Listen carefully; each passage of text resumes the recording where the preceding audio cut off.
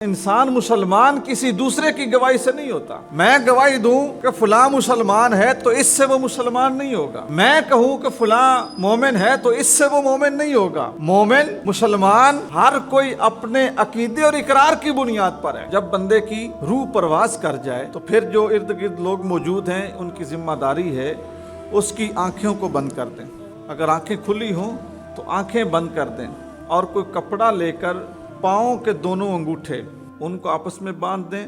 जो उसकी थोड़ी है इसके नीचे से कपड़ा गुजार के उसके सर को थोड़ी को बांध दें ताकि जो मुंह है वो खुल ना जाए।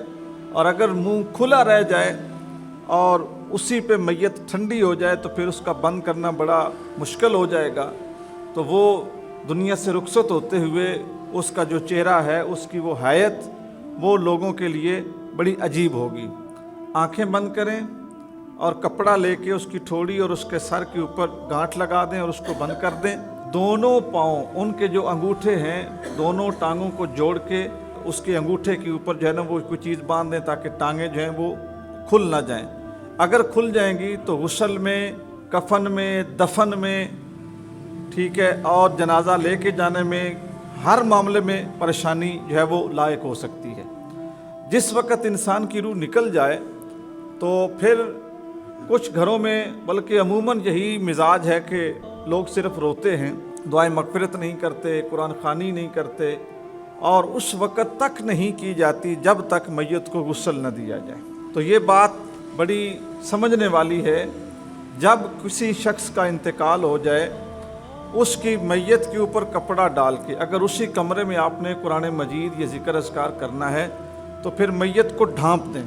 मैयत को ढांप के आप उसी कमरे में भी ज़िक्र अज़कार, तौबा, इस्तिग़फ़ार, कलमा तय्यबा का विर्द, कुरान मजीद की तिलावत ये कर सकते हैं। अगर मैयत को ढांपा नहीं गया तो फिर बेहतर ये है कि आप किसी दूसरे कमरे में ये एहतमाम कर लें। लेकिन जो एक चीज़ लोगों के ज़हन में है कि जब तक जनाजा नहीं होता, जब तक गुस्ल नहीं होता, जनाजा नहीं पढ़ा जाता, उस वक़्त तक न फातिहा शरीफ पढ़ते हैं, न दुआए मग़फ़िरत करते हैं, न इसाले सवाब करते हैं। और अगर कोई करने भी लगे, ये एक बड़ी अजीब सूरत हाल होती है, अगर कोई करने भी लगे तो लोग उसके हाथ नीचे कर देते हैं और आगे से दलील के तौर पे आके कहते हैं अभी जनाजा नहीं हुआ, अभी गुस्ल नहीं हुआ, अभी कफन नहीं हुआ।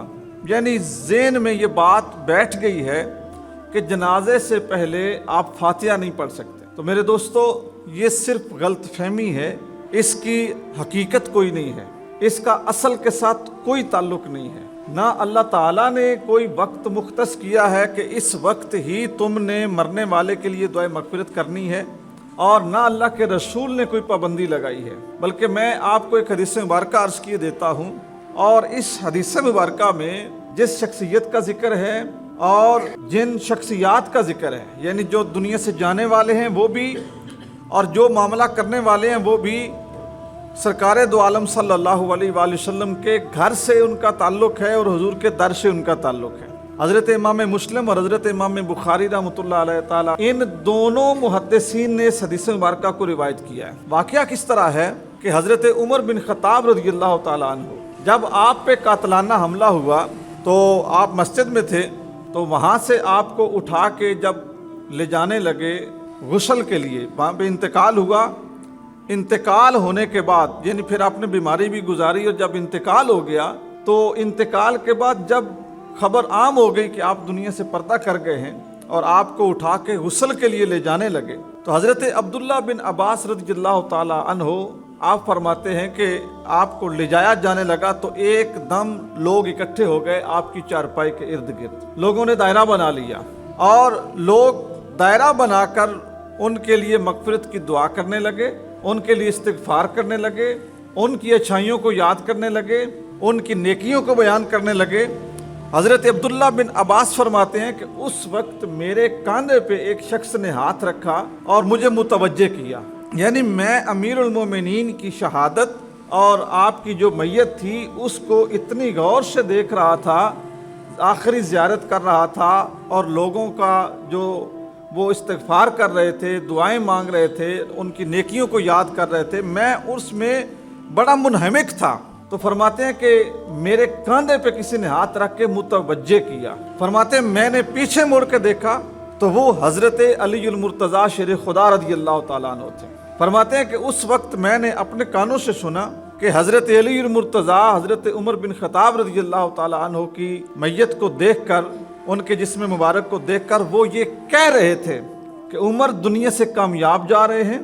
جس طرح عمر نے زندگی گزاری یا جس طرح ان کی زندگی تھی، کاش میں اس طرح زندگی گزارتا یا میں اس طرح زندگی گزار لوں. یہ حضرت علی المرتضیٰ کہہ رہے تھے. حضرت عبداللہ بن عباس کہتے ہیں کہ میں اپنے کانوں سے سن رہا تھا، لوگ ان کے لیے دعائے مغفرت بھی کر رہے تھے اور ان کے لیے فاتحہ بھی پڑھ رہے تھے، ان کی نیکیاں بھی یاد کر رہے تھے اور ان کے جو کارنامے ہیں ان کو خراج تحسین بھی پیش کر رہے تھے. تو اس لیے یہ بات کوئی جو ہے نا وہ ڈھکی چھپی نہیں ہے اور اس میں کوئی ابہام نہیں ہے. جب کوئی دنیا سے جائے تو جانے کے فوراً بعد، غسل سے پہلے، دفن ہونے سے پہلے، نماز جنازہ پڑھنے سے پہلے آپ اس کے لیے فاتحہ بھی پڑھ سکتے ہیں، اصال ثواب بھی کر سکتے ہیں، آپ اس کے لیے دعائیں مغفرت بھی کر سکتے ہیں. اس میں کسی قسم کا کوئی نقصان نہیں ہے. بعض لوگ یہ سمجھتے ہیں کہ جو نماز جنازہ ہے، نماز جنازہ گواہی ہے ایمان کی، نماز جنازہ گواہی ہے اسلام کی، غسل اور کفن پہچان ہے اسلام کی، اس لیے جب تک وہ چیزیں پوری نہ ہو جائیں مغفرت کی دعا نہ کریں، کیونکہ مغفرت کی دعا صرف اہل ایمان کے لیے ہے. دوستان گرامی، ایک بات دل کی کھڑکی کھول کے سن لو اور دل کی تختی پہ لکھ لو کہ انسان مسلمان کسی دوسرے کی گواہی سے نہیں ہوتا. میں گواہی دوں کہ فلاں مسلمان ہے تو اس سے وہ مسلمان نہیں ہوگا. میں کہوں کہ فلاں مومن ہے تو اس سے وہ مومن نہیں ہوگا. مومن، مسلمان، ہر کوئی اپنے عقیدے اور اقرار کی بنیاد پر ہے. تو جس وقت کوئی کلمہ گو جو مسلمانوں کے گھر میں پیدا ہوا، جس نے اپنی زندگی میں توحید کا اقرار کیا، رسول اللہ کی رسالت کو تسلیم کیا، جس کا نام مسلمانوں والا رکھا، جس نے زندگی اسلام کی چھتری کے نیچے گزاری، وہ شخص جب دنیا سے جاتا ہے تو اس کے ایمان کی گواہی صرف جنازہ نہیں ہے، غسل نہیں ہے، کفن نہیں ہے، بلکہ وہ مسلمان فوت ہوا ہے، وہ مسلمان ہے. آپ اس کے غسل سے، کفن سے، اس کے جنازے سے پہلے اس کی مغفرت کی دعا کر سکتے ہیں.